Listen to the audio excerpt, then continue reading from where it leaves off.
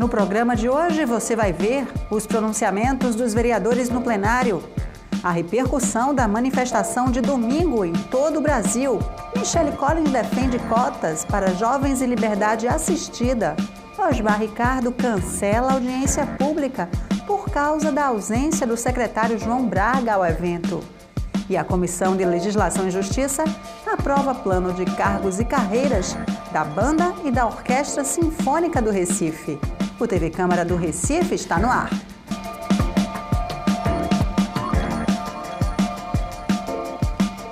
Olá, começa agora mais um TV Câmara do Recife Online.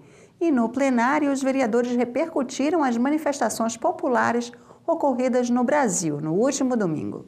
Osmar Ricardo foi o primeiro a falar. Ele ressaltou a importância do debate político e a apuração dos envolvidos em corrupção. Quem foi para a rua sexta-feira foi para que seja investigado.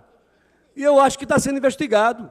Quem não quer investigar, talvez, alguns políticos, é o Ministério Público, é o presidente, que tirou alguns nomes, porque ele não viu a intenção, não viu a identificação daqueles que foi citado na Operação Lava Jato, e ele simplesmente tirou pela boa vontade dele. E não pode, porque pela boa vontade, né, o inferno está cheio, o céu está cheio, pela boa vontade das pessoas, às vezes. Mas é preciso apurar cada um daqueles citados. Já o vereador Anderson Florencio defendeu as manifestações populares e disse que o movimento foi espontâneo. O movimento espontâneo do dia de ontem é algo que marcará a história do nosso país. Eu tenho certeza também que à noite, quando os brasileiros se revoltaram e bateram as panelas pela janela, ligando e apagando as luzes, eu acho que ali também não houve financiamento, né? O movimento espontâneo da sociedade. Eu espero, e democraticamente acredito que deva ser assim, a discussão seguir nesse rumo. Como também que os movimentos não se encerrem, enquanto o desmando não acabar. As pessoas civilizadas, que devem respeitar também o outro lado, o lado do governo, é evidente. Nós queremos simplesmente o respeito da gestão e eu tenho certeza que o aviso que as ruas estão dando deve ser interpretado, Vossa Excelência, não com esse tipo de insinuação, mas sim criando as pontes da sociedade com o governo, para que o governo possa enxergar. Vossa Excelência, como militante histórico do PT, deveria alertar ao seu partido, né, que não é assim que se faz gestão, não é de respeitando a população e os seus próprios eleitores, quando se diz numa campanha algo e com 3, 4 meses depois o discurso é invertido. Então fica o nosso registro dos parabéns ao povo brasileiro, à população brasileira, de não se acomodar, de ir às ruas e querer um país sempre melhor. Qual era a pauta? A pauta, basicamente, era decência na vida pública, em decorrência desse escândalo da Lava Jato, que já levou 2/3 do valor da Petrobras. Essa max desvalorização cambial que nós estamos acompanhando custou, já nos últimos dias, 70 bilhões de dólares à Petrobras, porque a sua dívida ela é dolarizada. Nós tínhamos a maior empresa da América Latina e que está numa trajetória para a sua desintegração, não apenas por má gestão, mas por uma corrupção sem precedentes. Eu venho aqui, portanto, para fazer o registro de que o Brasil foi às ruas e é importante que o governo federal aceite o recado e não venha colocar, como foi ontem, o ministro José Eduardo Cardoso, que a culpa de tudo é de uma reforma política que o Congresso não faz.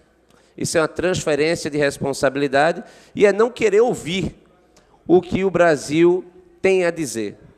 Ninguém aguenta mais viver sobre esse regime da cleptocracia, que é o regime dos bandidos, é o governo dos bandidos. É preciso que haja um basta nessa situação. E acredito que ontem o passo foi importante. Lamentavelmente, nós não sabemos quais serão os próximos capítulos deste governo. Jairo Brito fez comparações entre governos e citou investimentos feitos nos últimos anos. Em termos de política pública, eu desafio qualquer modelo dos que passaram anteriormente, que fizesse políticas públicas para mudar a vida das pessoas que mais precisam, como a do PT fez. Falta de respeito. É o governo de FHC que passou 12 anos sem dar R$1 de aumento ao servidor público, a classe nenhuma. Nenhuma. Nem servidor público, nem servidor privado, porque era uma consequência. Falta de respeito é você fazer no Brasil 3 escolas técnicas.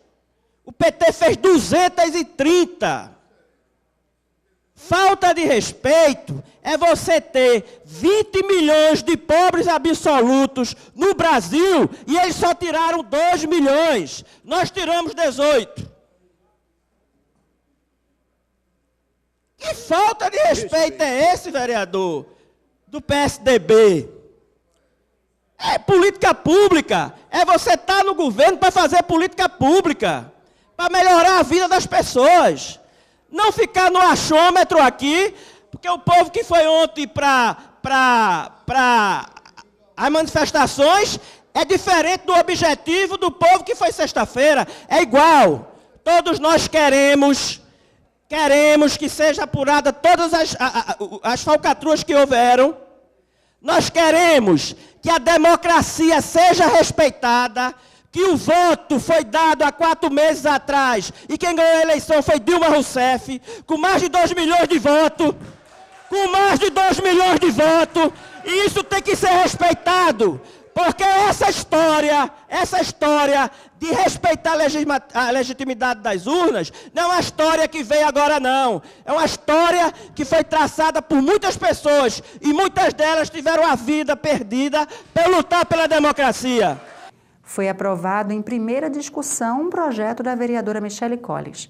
A proposta quer criar uma cota para entrada em cursos técnicos e profissionalizantes da rede municipal.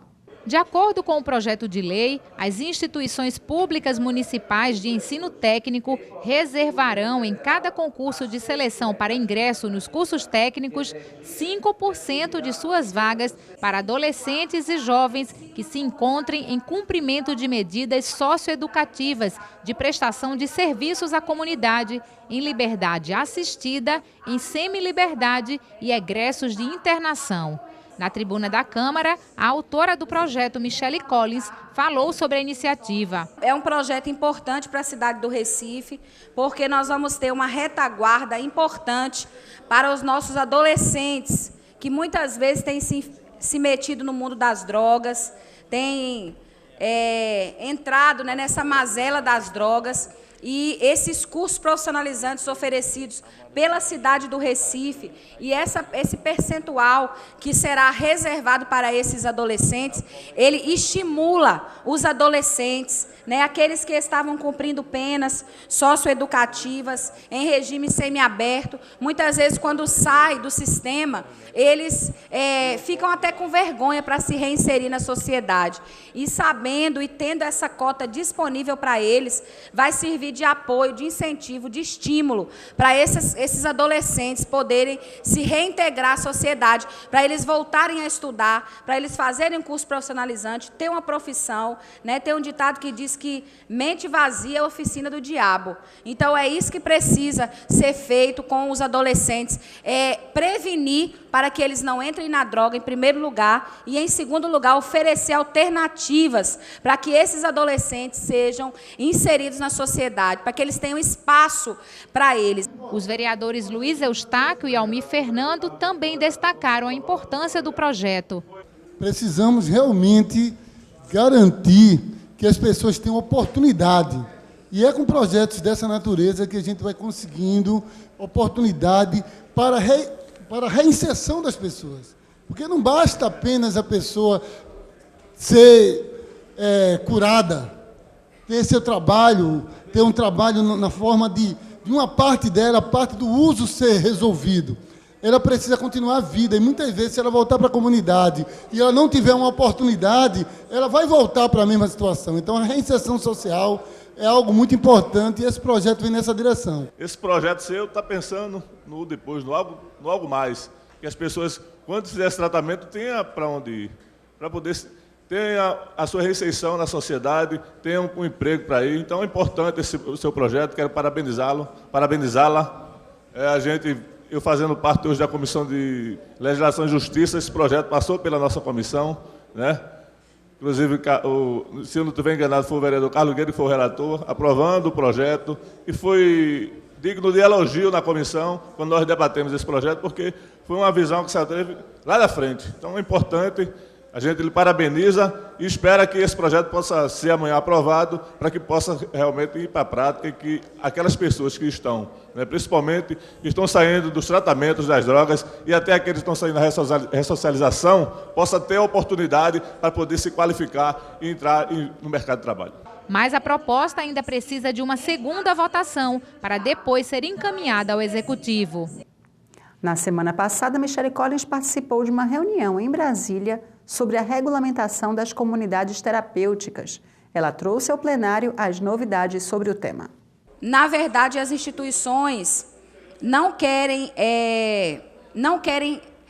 está sendo regulamentadas apenas aquelas que vão receber recursos públicos, mas é uma regulamentação geral de todas as instituições, porque nós entendemos que é um trabalho que tem dado resultado. Foi feita uma pesquisa pela Fiocruz no ano passado, mostrando que 1% da população brasileira é usuária de crack, mostrando o perfil do usuário de crack, mostrando que uma metodologia que tem sido muito adequada para o tratamento do crack são as comunidades terapêuticas. Foi feito um levantamento e foi constatado que 80% dos acolhimentos, do tratamento hoje que é feito com dependentes químicos, usuários de crack, tem sido nas comunidades terapêuticas. Então, eu que faço parte também da Confederação Nacional das Comunidades Terapêuticas, nós não estamos entendendo o posicionamento contrário desses conselhos à atuação dessas instituições. Então, eu gostaria de pedir também o apoio aqui dos meus pares. Tive a oportunidade na reunião da frente do crack aqui dessa casa, convidar os vereadores para conhecer o trabalho das comunidades terapêuticas, mas eu queria estender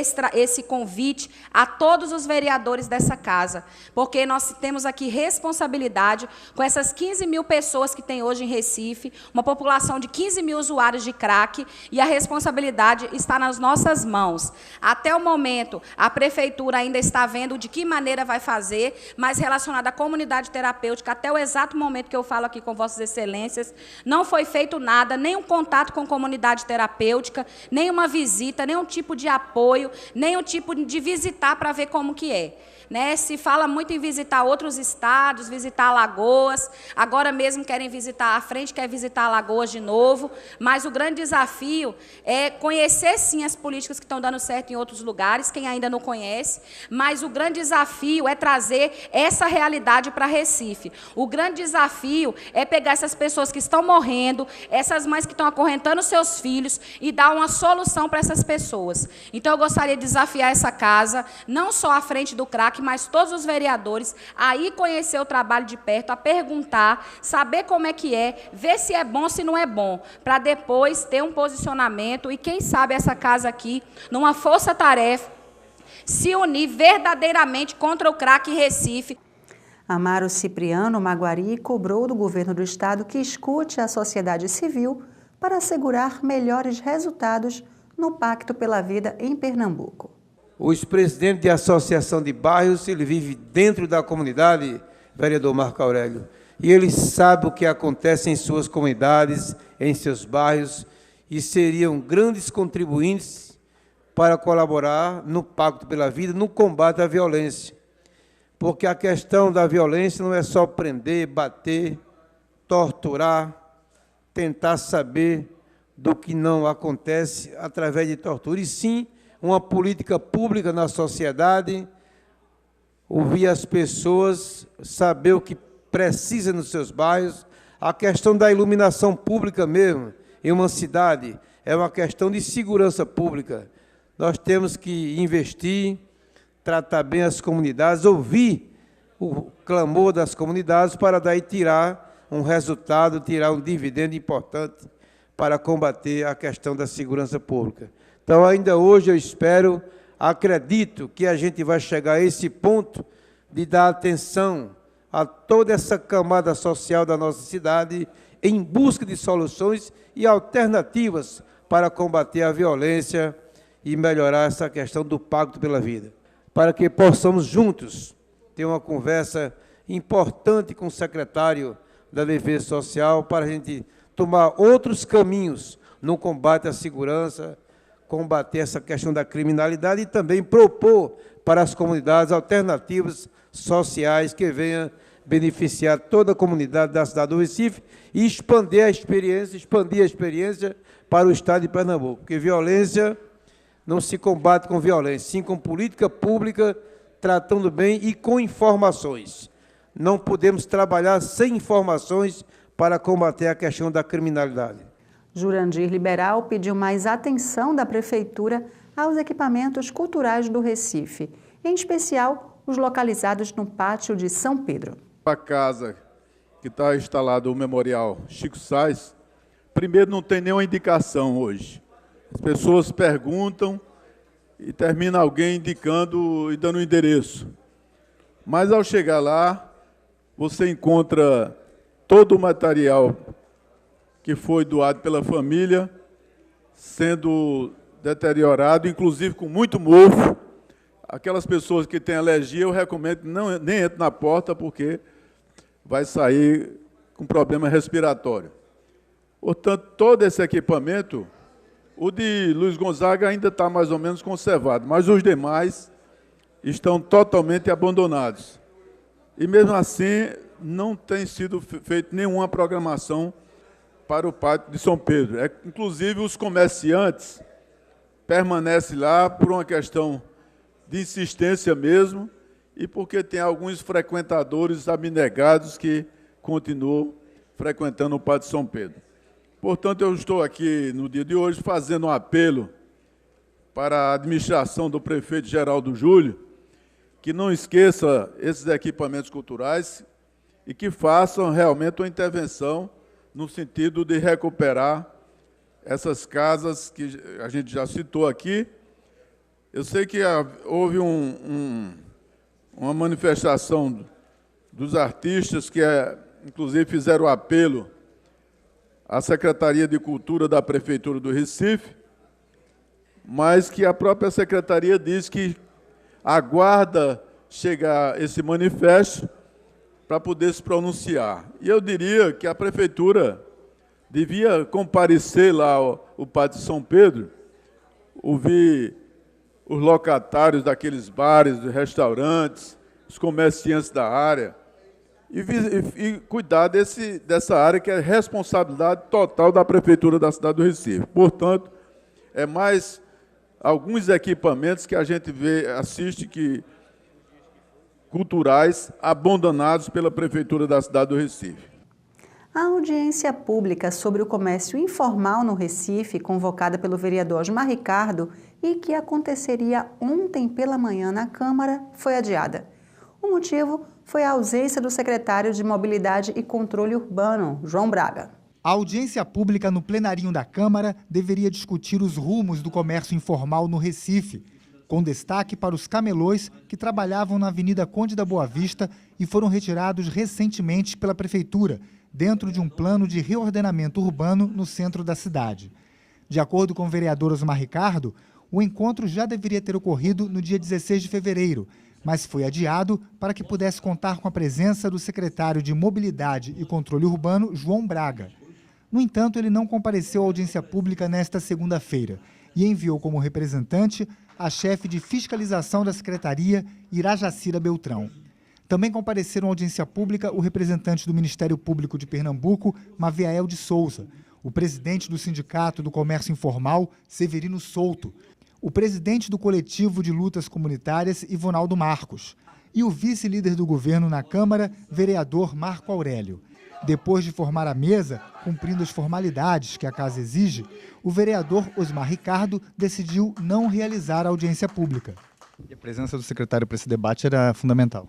É fundamental, porque esse debate já vem nesta casa desde a ocupação, né? Quando tiraram o pessoal da Conde da Boa Vista e que o sindicato e os companheiros vieram para esta casa ocupar, houve a negociação com o presidente Vicente de Gomes e com os vereadores presentes naquele momento, que era para ter o diálogo com o secretário João Braga, para conferir lista, para ver quais são os impasses, né, a questão dos mercados públicos, dos terrenos que compraram para se fazer, né, algumas locações, né, de mercados e ambulantes do centro do Recife que ia ser relocado para esse lugar. Então era importante a presença do secretário aqui. À tarde, o vereador Osmar Ricardo voltou a lamentar a ausência do secretário João Braga. Osmar Ricardo lamentou a ausência do secretário municipal de Mobilidade e Controle Urbano na audiência pública promovida por ele.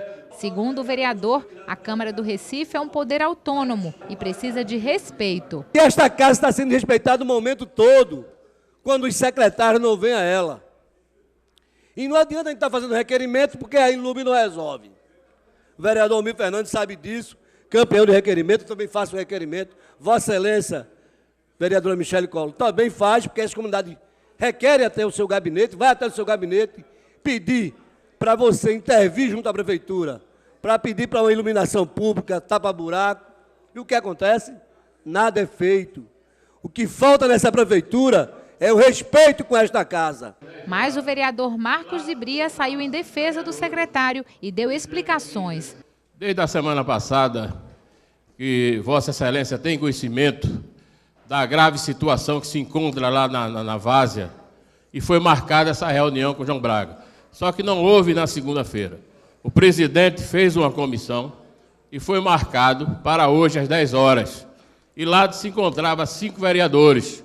O presidente aqui em exercício, Henrique Leite, estava presente, o vereador Eli, Augusto Carreira, Davi Muniz.